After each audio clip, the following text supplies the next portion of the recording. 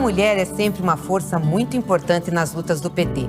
Seja em governos, no parlamento, nos movimentos sociais ou na linha de frente de programas como o Bolsa Família, o Minha Casa Minha Vida, o ProUni.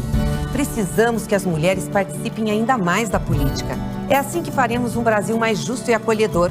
Vem com a gente, vamos juntas reconstruir o Brasil.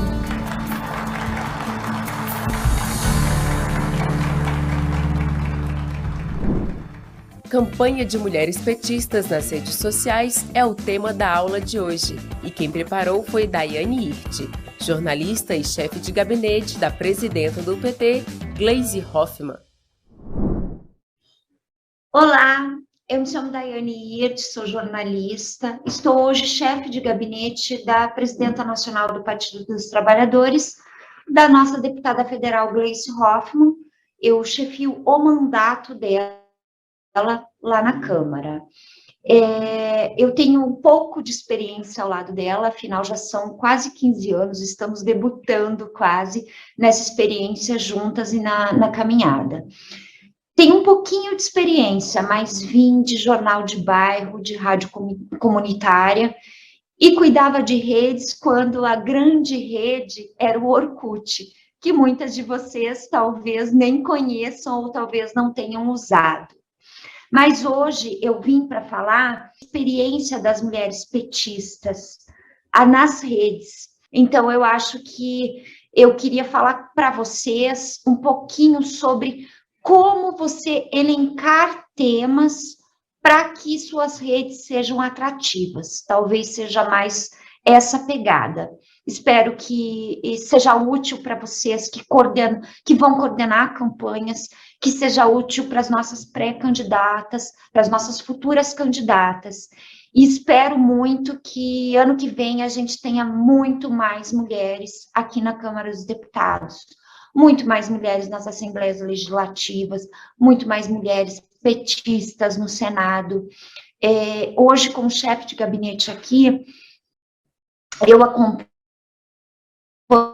um percentual de uma pesquisa, que é uma pesquisa informal, que até para cargos de chefia de gabinete, as mulheres também ocupam poucas vagas. Hoje nós temos 513 deputados federais, e extraoficialmente, a gente vai conversando e vai mudando, são 91 mulheres, no meio de 513 deputados.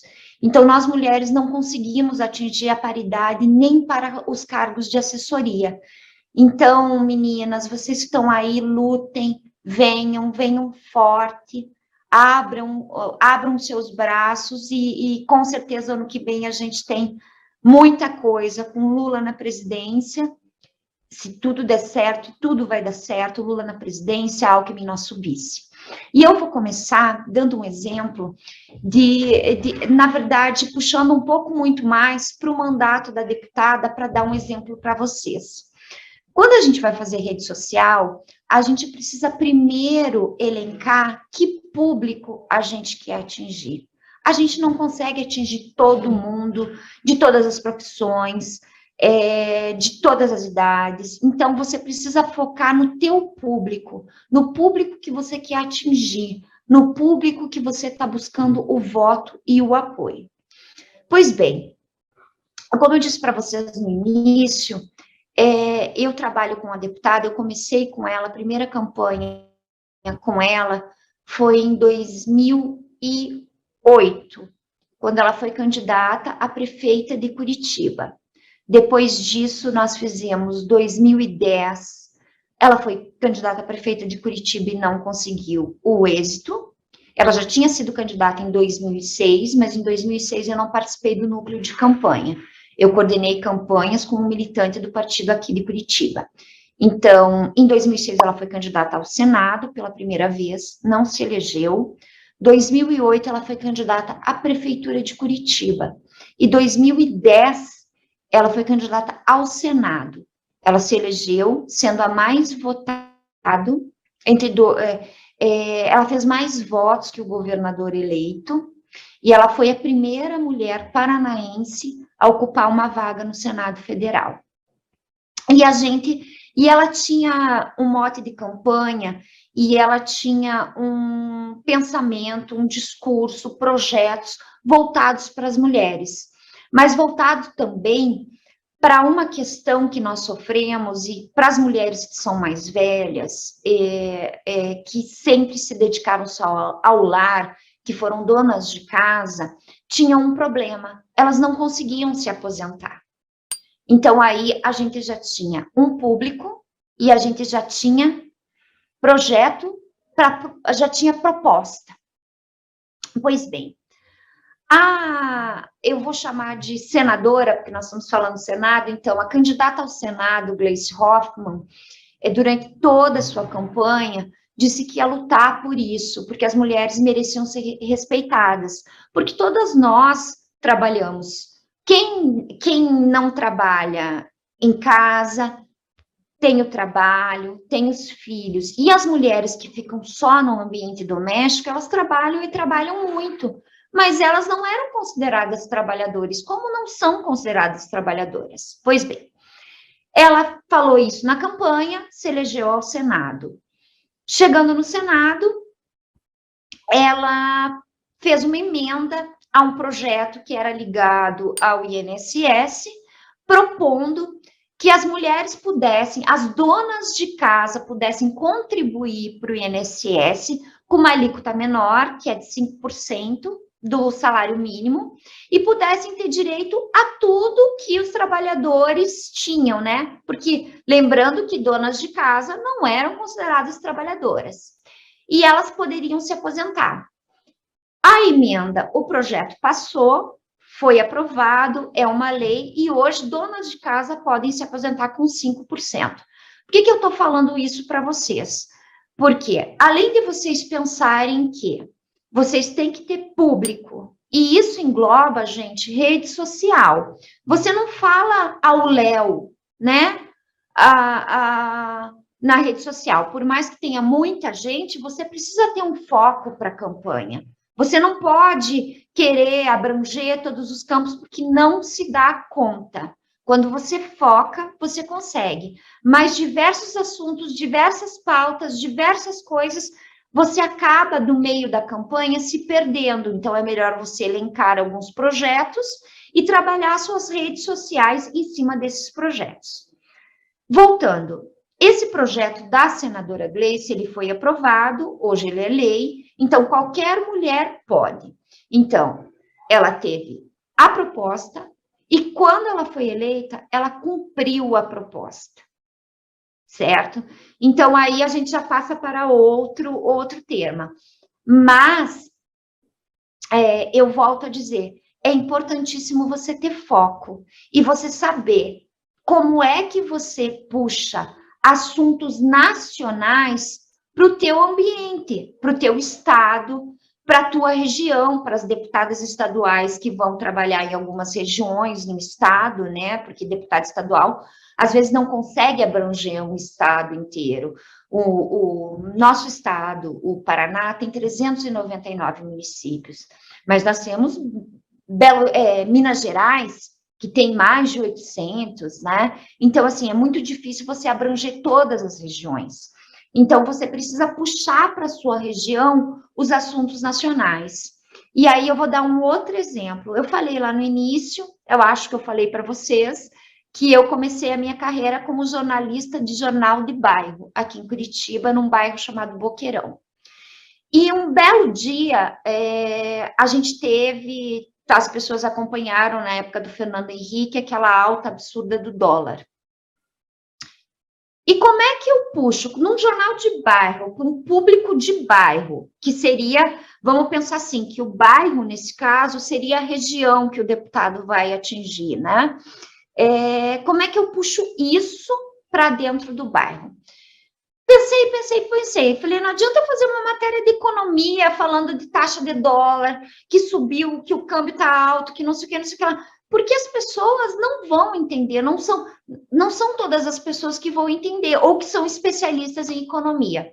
Pois bem, lá fui eu pesquisar e eu descobri que a farinha de trigo, que faz o nosso pãozinho, de dia a dia, do café da manhã, era cotada na época em dólar. Não sei se ainda é, porque eu não acompanho mais essa questão. Mas na época era dólar. Pronto, tá aí o meu mote. Tá aí você puxar para a tua região o que é que os grandes temas fazem. O que eu fiz? Peguei meu gravadorzinho e fui nas panificadoras do bairro para saber, olha, com a alta do dólar, quanto vai ficar mais caro o pãozinho que as pessoas tomam no café da manhã? Foi uma das matérias mais lidas. Na época não tinha nem site, mas foi no impresso e foi uma das mais comentadas. Na época as pessoas mandavam... hoje a gente manda e-mail, mas as pessoas mandavam fax, né? Então, muito fax comentando por quê? Porque levou para o dia a dia delas. Não adianta eu falar de dólar para uma população que compra em real, né? Na época, cruzeiro, real, enfim, nem me lembro a moeda. E não vai adiantar isso. Então, eu puxei para o cotidiano e foi super bem aceito. Por isso é que eu volto a dizer, há a necessidade de você detectar essas regiões, o que mais a afeta. Hoje a gente tem temas nacionais que, na verdade, mudam a nossa vida.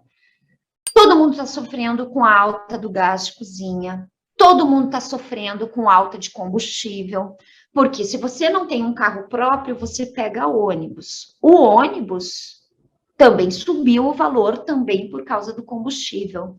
Você está sofrendo absurdamente com a cesta básica, com o valor da cesta básica.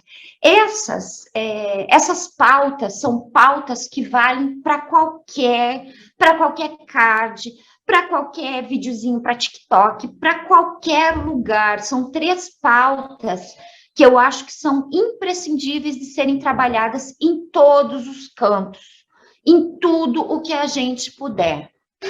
Combustível,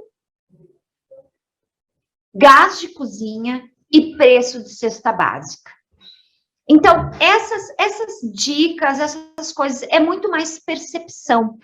Como, volto a dizer, eu acho que eu estou falando pela 5ª vez, que é importantíssimo você ficar focado no que na sua região é importante, sabe? Então, eu falo isso para todo mundo. Eu falo, não adianta eu querer falar de, sei lá, preço de parafuso, se não é algo que interfere na minha vida.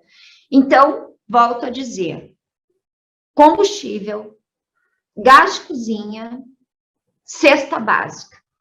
Faça discurso, vá para a rua, faça videozinho, entreviste as pessoas, intercale a fala da sua candidata, deputada, senadora, com falas de pessoas, né? O povo na rua, as pessoas gostam de movimento, as pessoas não gostam daqueles vídeos estáticos que você vai lá, bonitinha, e barará, barará, barará, barará, barará. Não, as pessoas gostam de participação. Uma outra coisa, que são as sacadas, que vocês também têm que ficar muito atentas, nas sacadas do que está acontecendo. E um exemplo, que é um exemplo bem recente, que o PT, a comunicação do partido, teve uma sacada enorme, todas nós vimos o discurso, o lançamento da pré-campanha do nosso presidente e do nosso vice-presidente. Pois bem, Alckmin vai lá e no meio do discurso diz, assume e diz, agora é Lula com chuchu. O que o PT fez?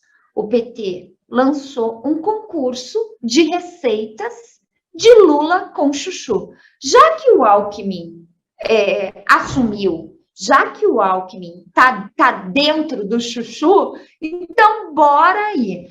E a sacada mais maravilhosa foi o card, porque para quem conhece um pouco, para quem entende um pouco de cozinha, a foto do Lula é de chapéu de chefe, de uniforme chapéu de chefe.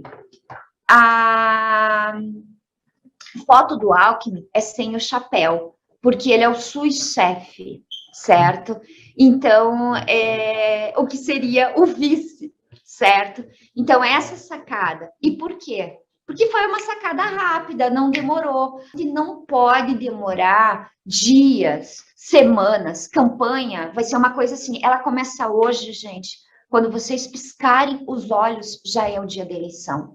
Então, é um período que nada fica para amanhã. Tudo tem que ser na hora, as pessoas têm que ficar ligadas, toda a equipe tem que ficar ligada, vocês mulheres que vão estar coordenando campanhas, que vão estar candidatas, vocês têm que ficar ligadas. E repetição. Repetição. Por que é que no WhatsApp a gente reclama que o outro lado repassa muito? Eles reavivam as coisas, passa um mês, eles lançam de novo. Eu não estou falando para vocês fazerem fake news, tá? Por favor, eu estou dando um exemplo. Eles vão reavivando para que a pessoa seja de novo lembrada naquilo. Então, vocês podem fazer correntes do bem, reavivar projetos, reavivar propostas. 3 vezes por semana eu lanço a mesma proposta, com uma pegada diferente, de um jeitinho diferente, mas lança a mesma coisa. Se você quer ser conhecida por aquela proposta ou por aquele fato, lança. A repetição é uma coisa que grava na cabeça a imagem. Se a pessoa recebe pelo WhatsApp, ou abre o Instagram, ela abre, mas eu acho que eu já li isso. Aí ela vai, se ela for uma pessoa, ela vai pesquisar, ela vai ver que realmente ela já tinha lido isso, entendeu? E vai marcando na cabeça das pessoas, porque é isso que a gente precisa. Então, eu acho que é essa a minha mensagem. Eu faço questão de, se eu puder ajudar, no que eu puder ajudar. E volto a dizer, eu faço votos que a gente tenha muito mais mulheres nos espaços de poder. A política, por muito tempo, ela foi um espaço de homens, um espaço de discussão masculino. E nós, mulheres, precisamos mostrar que nós sabemos fazer, nós somos boas políticas, nós somos boas assessoras, nós somos boas coordenadoras de campanhas, nós temos que conquistar esse espaço. Então, eu faço votos do fundo do meu coração, que as nossas assembleias legislativas fiquem lotadas de deputadas 13 do nosso PT, que a nossa Câmara Federal tenha mais mulheres, tenha mais 13, e espero ver vocês aqui em Brasília, ou se um dia puder ir ao estado de vocês, vê-las nas assembleias legislativas, tá? Um beijo para vocês, espero que eu possa ter sido útil em alguma coisa, e o que precisar, eu estou sempre à disposição. Um abraço. Que futuro nós queremos para nós, mulheres, para os nossos filhos, para as nossas comunidades, para o nosso país?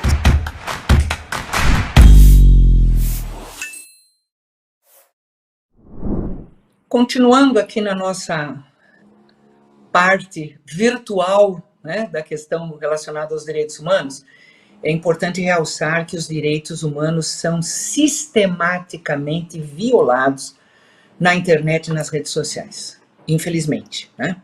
E nós precisamos enfrentar esta realidade.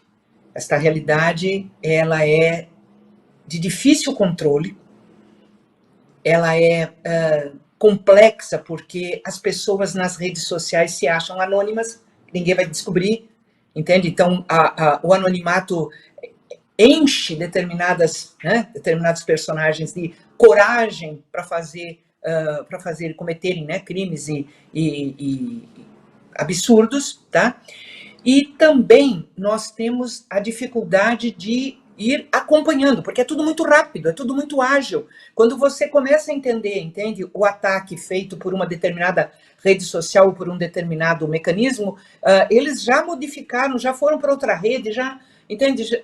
Então, a gente não consegue acompanhar a velocidade para poder dar né, o combate, o enfrentamento devido às violações dos direitos humanos, como também a questão da legislação. Mas, obviamente, é necessário atuar, é necessário implementar, né? Então, é necessário ter políticas públicas de enfrentamento, né, às violações dos direitos humanos, e é fundamental ter também aprimoramento da legislação. E aqui eu queria aproveitar, né, este último bloco para colocar, em primeiro lugar, a iniciativa que nós tivemos, né, em 2015, durante o governo da presidenta Dilma, né, eu como ministra dos Direitos Humanos, de estabelecer o Pacto Nacional de Enfrentamento às Violações de Direitos Humanos na Internet, o que nós chamamos de Humaniza Redes. Então, aqui eu vou pedir um breve intervalinho aí para o vídeo, né, que é um vídeo institucional do MEC, que eu acho que dá o clima, né, da cerimônia de lançamento do programa. Nesta terça-feira foi lançado em Brasília um pacto pelo enfrentamento às violações dos direitos humanos na internet. O ministro da Educação, Janine Ribeiro, participou do lançamento que aconteceu no Palácio do Planalto e reuniu estudantes, parlamentares e ministros. Além de ações que visam a segurança dos usuários, o acordo cria uma ouvidoria online por meio do site www.humanizaredes.gov.br. 6 ministérios, entre eles o Ministério da Educação, participam do projeto, coordenado pela Secretaria de Direitos Humanos da Presidência da República, que também tem o apoio do Comitê Gestor da Internet no Brasil e de empresas como Google, Facebook e Twitter. O site é mais uma ferramenta de denúncia para garantir a segurança no ambiente virtual. A ideia é usar a internet para evitar a violação dos direitos humanos na rede. E, para isso, o Ministério da Educação vai contribuir com orientações para pais, professores e alunos sobre a importância de uma internet segura. Um dos nossos principais eixos é o trabalho educativo, que será feito através das campanhas nas redes e na mídia, e todo o trabalho desenvolvido com o Ministério da Educação. Para a presidenta Dilma Rousseff, a iniciativa fortalece a democracia e deve gerar um ambiente virtual livre de preconceitos. Por prezarmos a liberdade e a democracia, queremos uma internet que, ao assegurar a livre expressão de opiniões, compartilhe respeito e fortaleça direitos e deveres.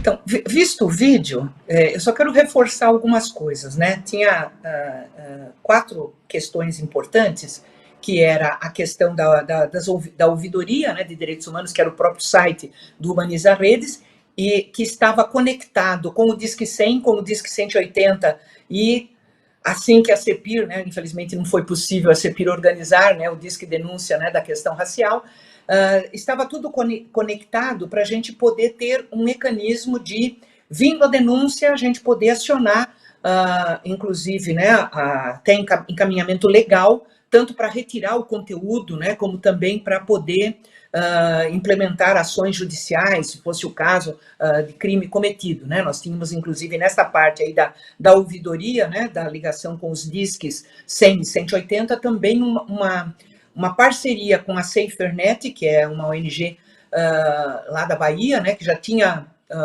era especialista, né, nessa questão da reação legal, né, judicial contra os crimes cibernéticos, e também nós, no acordo que nós fizemos com as plataformas, também aquilo que o Humaniza Redes identificasse como crime, né, cometido contra os direitos humanos, eles dariam prioridade na retirada, né, do conteúdo.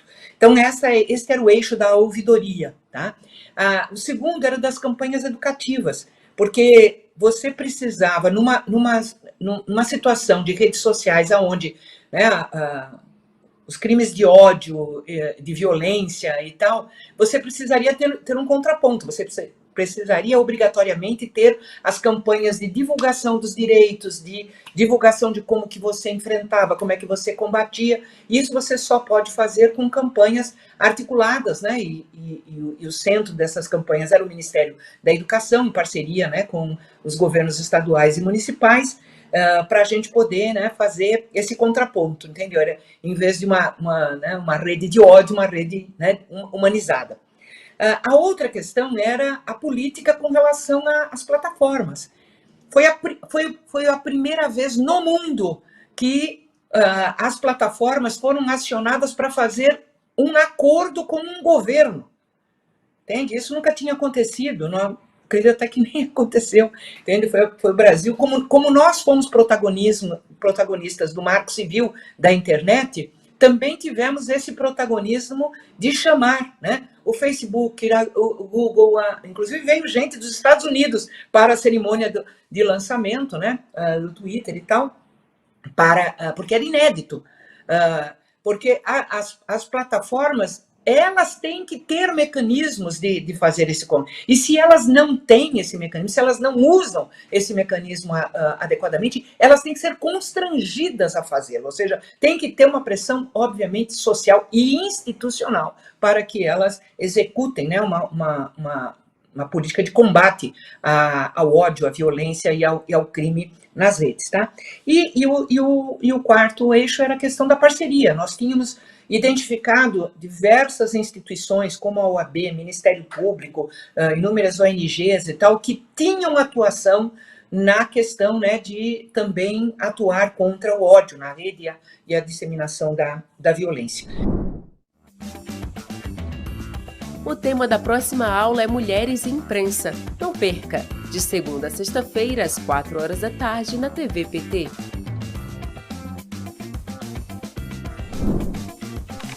Reveja esta e outras aulas na playlist TV Elas por Elas Formação, no canal da TV PT no YouTube ou em formato de podcast no Spotify.